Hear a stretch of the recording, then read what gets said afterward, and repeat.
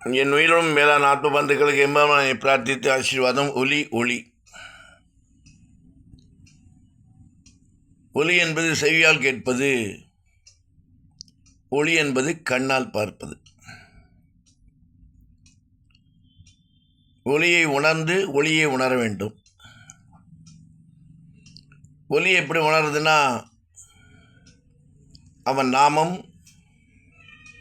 அவனுடைய புகழ், ஆன்றோர்கள் சான்றோர்கள் சொற்பொழிவு, ஆச்சாரியர்கள் காட்டக்கூடிய பாதை செவி வழியாக ஒலியாக ஏற்றுக்கொண்டு, மின்சாரம் எப்படி பாஞ்சா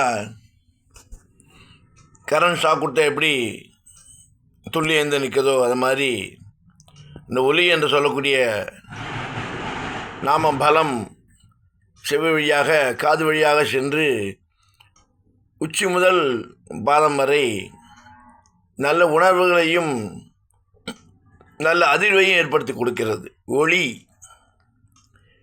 ஒளி கண்ணுக்கு ஒளி, அது ஒரு விதமான ஒளி. அதே ஒளி இறைவனை ஆலயங்களில் சென்று, கோவிலில் சென்று ஆரத்தி என்று சொல்லக்கூடிய மங்கள ஆரத்தி எடுக்கும் பொழுது, தீப ஆரத்தி எடுக்கும் பொழுது அவனுடைய சௌலபியம், அவனுடைய அழகு, அவனுடைய பரிணாமம் அவற்றை பார்க்கும்பொழுது கண்ணுக்கு குளிர்ச்சி ஏற்படுகிறது. அதன் மூலம் மின்சாரம் என்று சொல்லக்கூடியது ஒரு ஈர்ப்புத்தன்மை நம்முடைய சரீரத்தில் பாய்ந்து, அதன் மூலம் மனது, எண்ணம், புத்தி அனைத்தும் தூய்மை அடைந்து தூயவனை, துன்பத்தை போக்குபவனை, துயரை தீர்த்து கொடுப்பவனை நினைக்க முடிகிறது. நினைத்து அவன் பாதத்தை பற்ற முடிகிறது. அதற்கே ஒலி ஒளி. ஒலியின் மூலமாக ஒளியை அறிகிறோம்.